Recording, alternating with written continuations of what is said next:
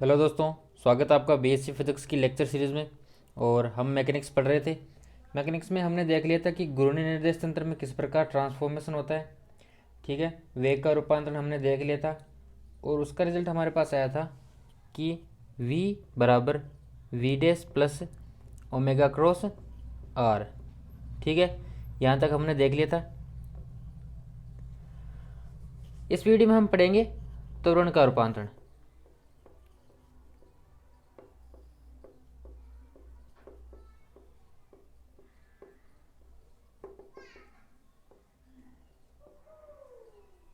ठीक है, जानेंगे कि त्वरण का रूपांतरण किस प्रकार करेंगे।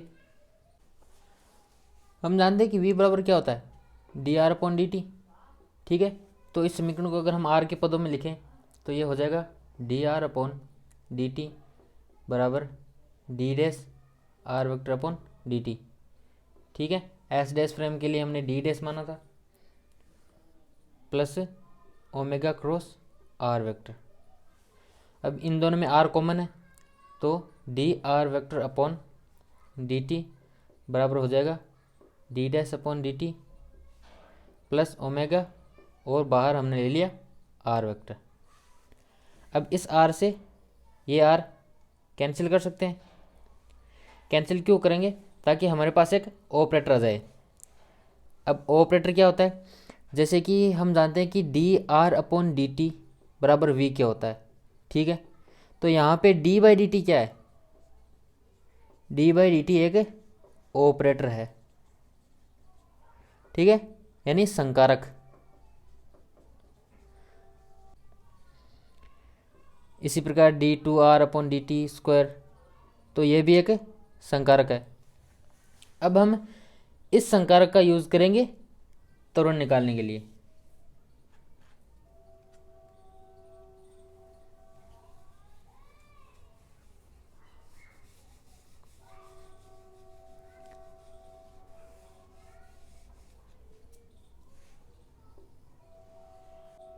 अब अगर वेग पर ऑपरेटर लगाएंगे तो क्या आता है?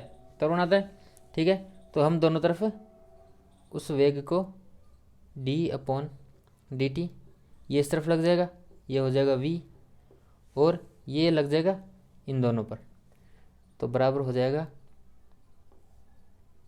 D dash upon d t plus omega cross. ठीक है, यहाँ पे एक क्रॉस है, और बाहर रह जाएगा v dash plus omega cross r. ठीक है, अब इस तरफ हो गया d v upon d t बराबर में हमारा आ जाएगा d dash v dash upon d t. ठीक है, अब d dash by d t इन दोनों पे लगाएंगे तो omega plus d dash r upon d t. ठीक है, अब ओमेगा क्रॉस वी हो गया प्लस ओमेगा क्रॉस वी, और फिर ओमेगा इन दोनों पे लग जाएगा, तो प्लस हो जाएगा ओमेगा क्रॉस आर। ठीक है, दोनों संकारक लगा दिए, ये दोनों प्लस में, तो पहले हम D dash by d T लगा दिया वी डैश पे, फिर हमने डी बाई डी टी लगा दिया ओमेगा क्रॉस आर पे, फिर हमने ओमेगा क्रॉस लगाया वी पर, फिर ओमेगा क्रॉस लगाया ओमेगा क्रॉस वी पर। ठीक है, इतना नोट कर लीजिए एक बार।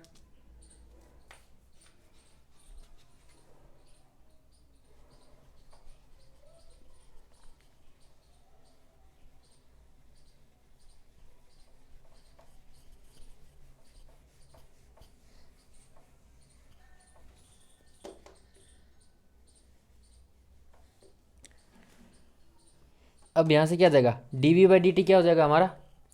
ए। ठीक है, बराबर d v dash upon d t क्या हो जाएगा?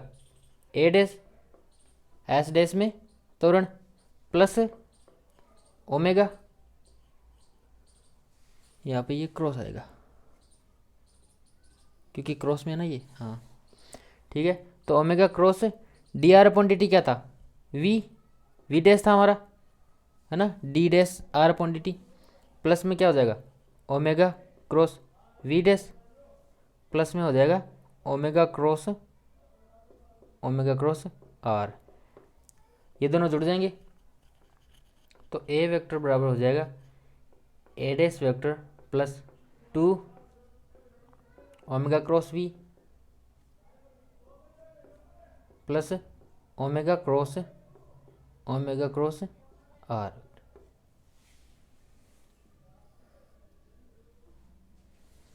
और ये आ गया हमारा फाइनल ए और ए डैश में संबंध। ठीक है, यहाँ से ए डैश क्या हो जाएगा, ए डैश बराबर हो जाएगा a minus 2 omega cross v minus omega cross r vector, ये पूरा माइनस में।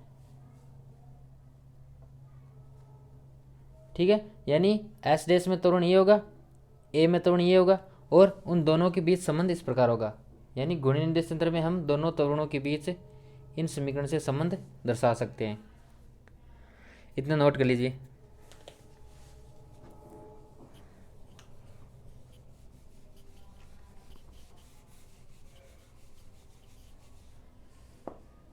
अब इस इक्वेशन से हमारे पास दो नई टर्म आती है, और वो कौन कौन सी है, ये दोनों।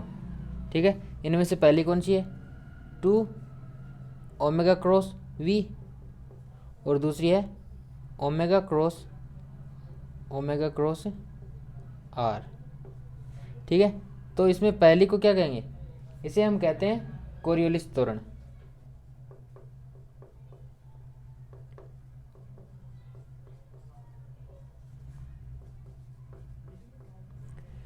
और यह कहलाता है हमारा अभिकेंद्रीय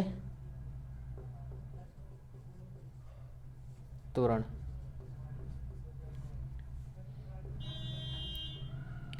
ठीक है, ये दो नई टर्म आ गई, ये होता है अभिकेंद्रीय त्वरण और ये होता है कोरियोलिस त्वरण। इन दोनों के जोड़ से हमारा आता है नया ए। अब त्वरण के बाद देख लेते हैं हम बल का रूपांतरण। ठीक है, इतना नोट कर लीजिए।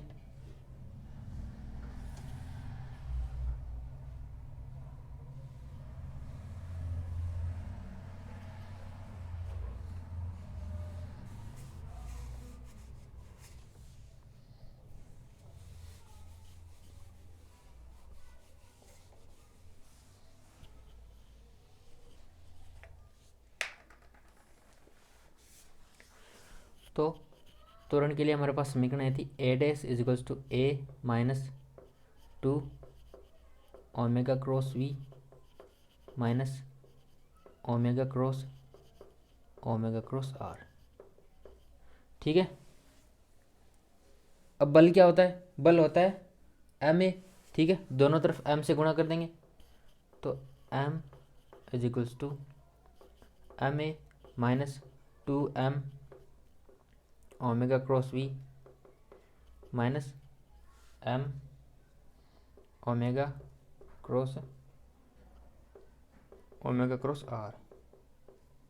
ठीक है, एम ए डैश को मान लेंगे, ये हो गया एफ डैश के बराबर ये हो गया एफ के, और इस पूरी टर्म को हम एक नया टर्म दे देते हैं और वो होगी एफ ए। ठीक है, एफ ए बराबर ये पूरी टर्म आ जाएगी माइनस में, इसलिए मैंने यहाँ प्लस रख दिया। अब यहाँ पे एफ डैश बराबर क्या होगा, एफ डैश बराबर एम ए।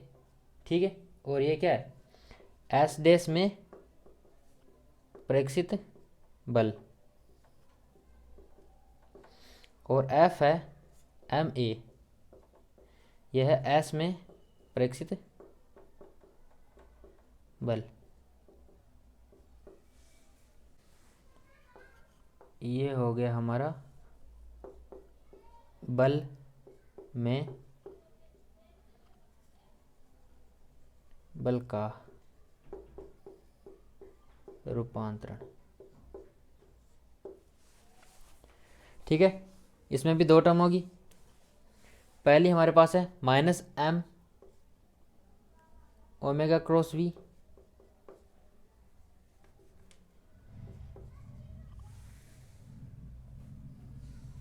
और ये होगी कोरियोलिस बल। दूसरी है हमारे पास minus m omega cross r, और यह होगा अपकेंद्रीय बल।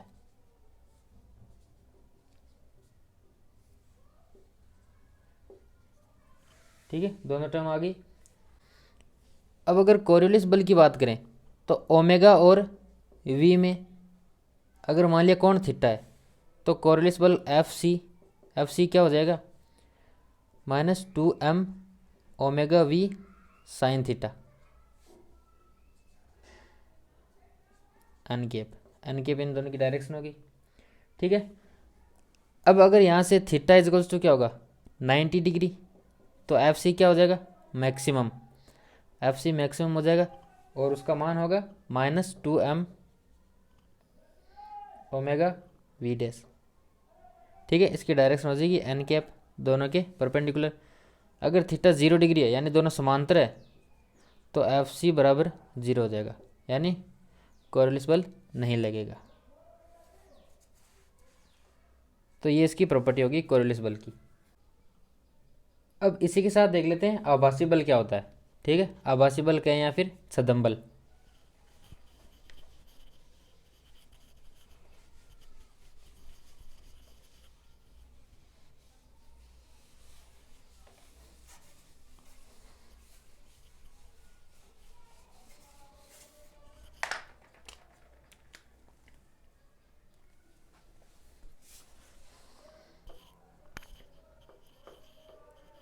आभासी या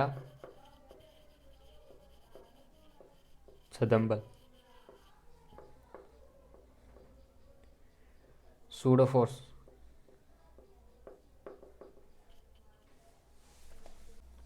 तो सूडो फोर्स आखिर होता क्या है कि एक निर्देश तंत्र एस है, उसमें कोई बिंदु पी है और इसका त्वरण क्या है 0 है, तो इसे त्वरण क्या दिखाई देगा 0 दिखाई देगा और एफ क्या हो जाएगा 0। अब यदि दूसरा कोई निर्देश तंत्र एस डैश है और वह ए त्वरण से जा रहा है, ठीक है, एस के सापेक्ष ए त्वरण से गति कर रहा है, तब बिंदु पी पर इसे एक त्वरण दिखाई देगा। ठीक है, और उस त्वरण की वजह से उस पर एक बल लगता दिखाई देगा और वह बल होता है सूडो फोर्स। ठीक है, यह आभासी बल होता है, यह वास्तविक रूप में सक्रिय नहीं होता है। ठीक है, तो अगर इसकी परिभाषा देखें तो होती है कि वह बल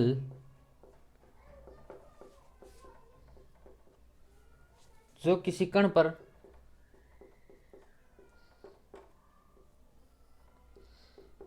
वास्तव में कार्य नहीं करते हैं बल्कि निर्देश तंत्र की त्वरित गति के कारण कण पर लगते हुए प्रतीत होते हैं, छद्म बल कहलाते हैं।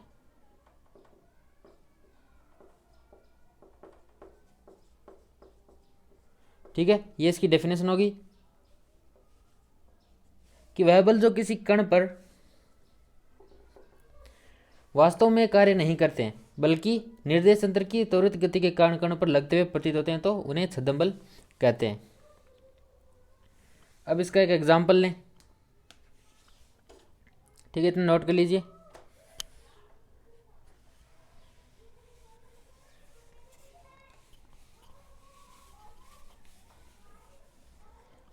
एग्जाम्पल के लिए माना कि एक लिफ्ट है, ठीक है, उसमें कोई द्रव्यमान रखा है एम मास का।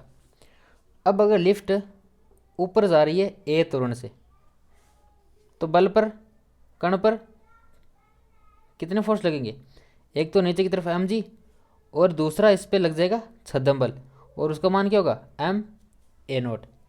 तो कुल फोर्स क्या हो जाएगा एफ बराबर m g plus m a nought. और छद्म बल हमेशा अजड़त्वीय निर्देश तंत्र पर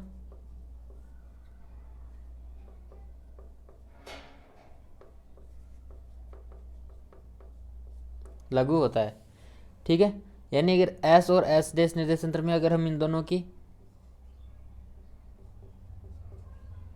संबंध देखें तो ए माइनस ए नोट हो जाएगा। यहाँ पे ए नोट क्या है, एस डैश का त्वरण।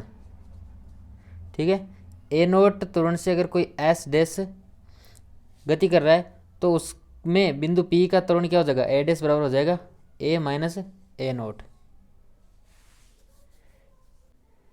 दूसरे केस में अगर लिफ्ट नीचे की तरफ गति कर रही है तो एफ हो जाएगा एफ बराबर m g minus m a note.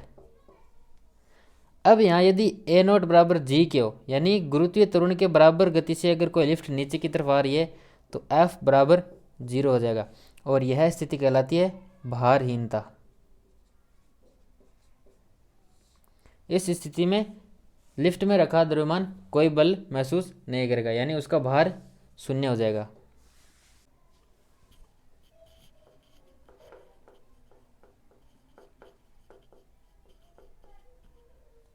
ठीक है, कोरियोलिस और अपकेंद्रीय दोनों आभासी बल होते हैं। ठीक है, ये सूडो फोर्स के ही उदाहरण है। कोरियोलिस बल कण के वेग की वजह से उस पर लगता हुआ प्रतीत होता है।